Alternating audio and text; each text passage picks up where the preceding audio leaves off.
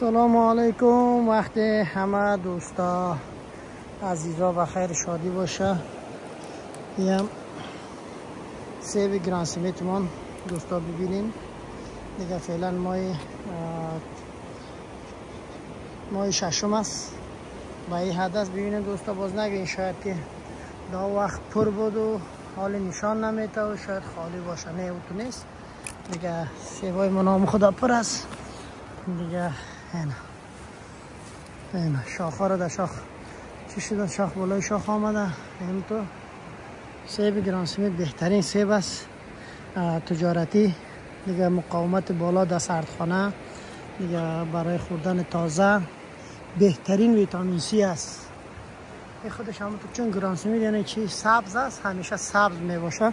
این رنگش از این کدام تیره میشه ولی سبز است، همیشه سبز تیره می باشه.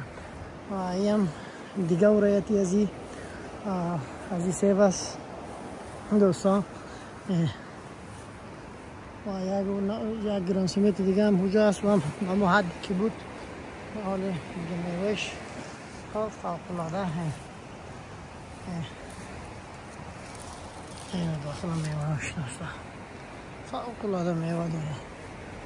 ببینیم این میوه گران سمیت است. این کنیم دوستا خوب میوه داره. با هر دوست ما که همه نیالای مختلفی سیب و دیگه چیزا لازم باشه ما در خدمت شما. بخیر سلامت باشین.